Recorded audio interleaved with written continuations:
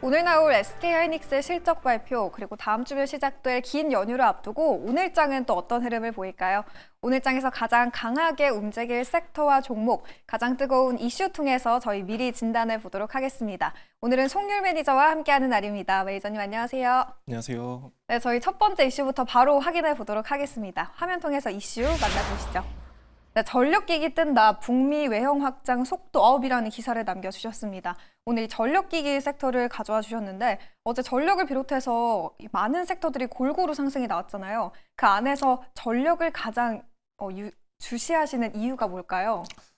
잠이 덜 깨셨죠? 예, 지금 전력기기 여러분들 지금 순환매가 계속 돌고 있는 상황입니다. 자, 전력기기 하면은 최근에 두 가지 이슈가 나왔는데요. 첫 번째는 트럼프 대통령의 행정명령이 있었고, 자, 이 행정명령 같은 경우 우리가 좀 체크해볼 내용이 있습니다. 바이든 행정부 때 AI 규제 성격을 띠고 있는 행정명령이 발효가 됐습니다. 이것을 폐기를 했는데 그러면서 AI 규제가 완화가 되고 더욱더 성장이 가속화될 것이다. 이런 기대감이 최근에 좀 더해지고 있고요. 자, 두 번째는 방금 아나운서님 말씀해 주셨던 인프라 투자 관련 내용입니다.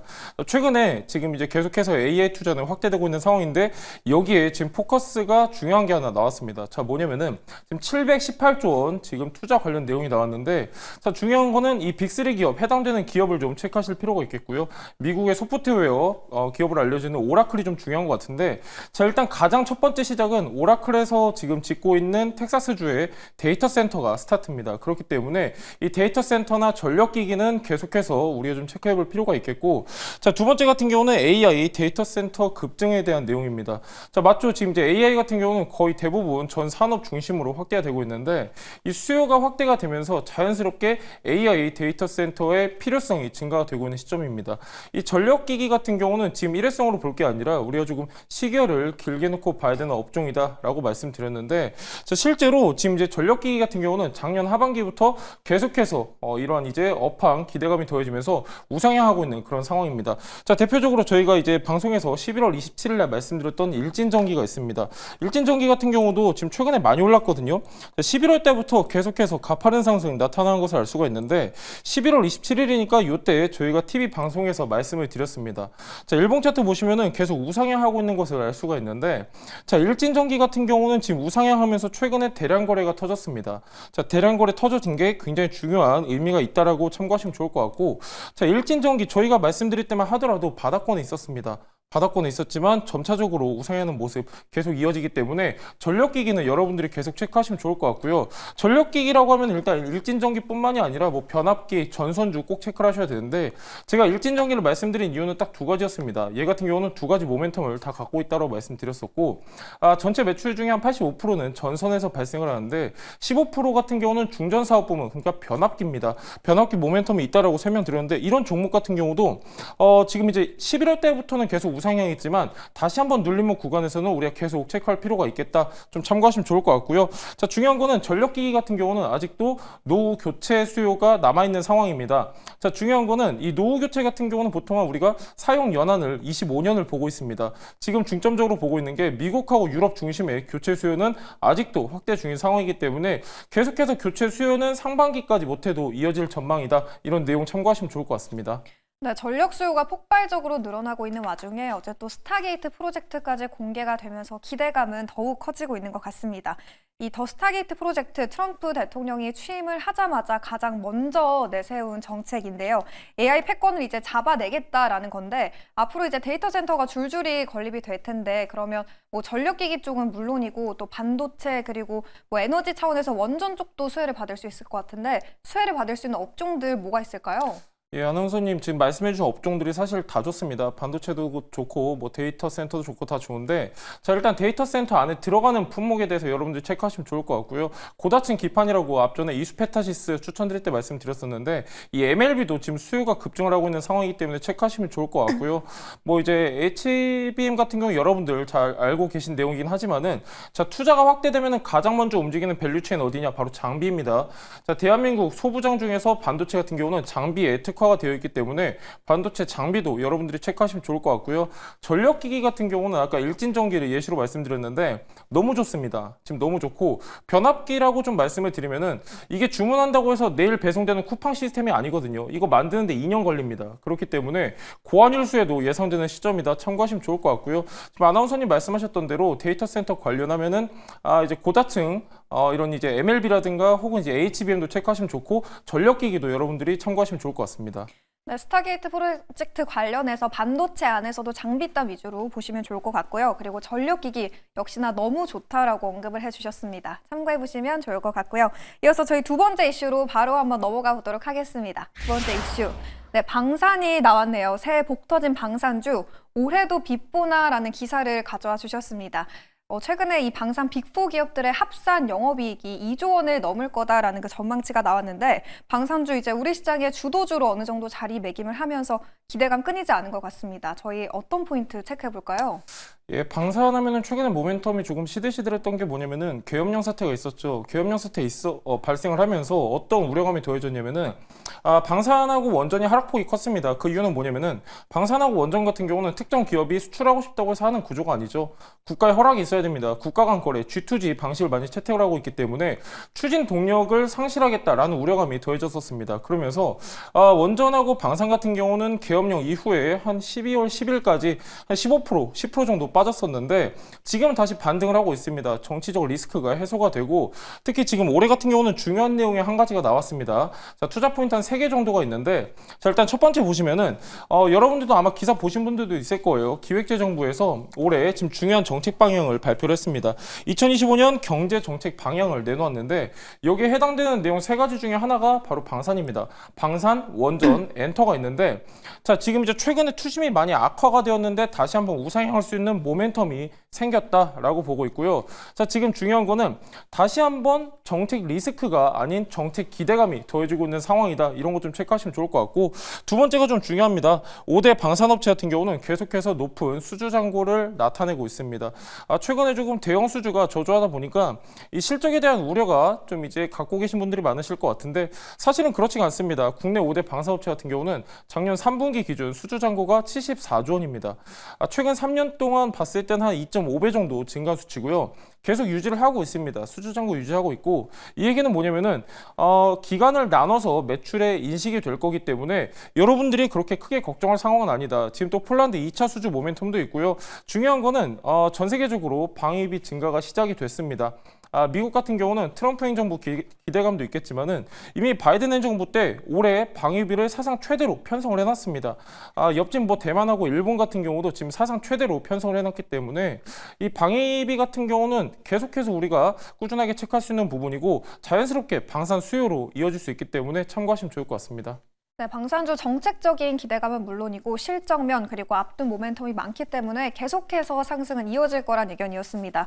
어제 방산주의 흐름을 보면 사실 모든 종목이 다 잘 간다라는 느낌보다는 대장주단 위주에서 쉬어가는 종목들이 꽤 있었거든요. 그러면 현 시점에서는 방산주 안에서 옥석 가리기는 어떻게 보는 게 좋을까요? 예, 일단 좋은 말씀 해주셨는데요. 방산주 안에서도 소형주, 대형주가 있습니다. 약간 소형주라고 하면은 우리 빅텍, 스페코 이렇게 단순 기대감에 많이 움직이는 것들이 있었는데 이런 친구들은 특징이 뭐냐면은 한 3년 전에 코로나 이전에 그때 당시만 하더라도 북한이 도발한다고 하면은 빅텍이나 스페코가 많이 움직였습니다. 자, 이게 양산이 어디서 바뀌었냐면은 2022년 폴란드양 대규모 수주가 발생을 하면서 분위기가 바뀌었습니다. 수주 중심의 흐름이 이제 패턴이 나오고 있는 상황이기 때문에 약간 이렇게 보시면 됩니다. 소형주들 같은 경우는 약간 단순 기대감이 움직인다. 대형주들 같은 경우는 수주를 기반해서 움직인다. 체크하시면 좋을 것 같은데 저는 아까도 말씀드렸다시피 국내 주요 방산 기업들 같은 경우는 높은 수주 잔고를 자랑하고 있기 때문에 상대적으로 지금 이제 밸류에이션 대비 저평가 상태에 있는 방산주들은 계속 체크하시면 좋을 것 같고요. 대형주 중심의 트레이딩 으로 보시면 좋을 것 같습니다.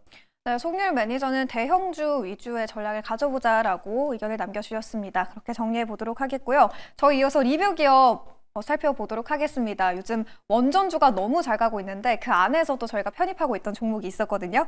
1월 14일에 매수했던 우진, 목표가 8,000원 달성했고요. 최고가 기준으로는 수익률 19.9%를 기록했습니다. 무려 20% 가까운 수익률을 기록하고 있는데 현 시점에서는 또 어떻게 대응을 해볼까요?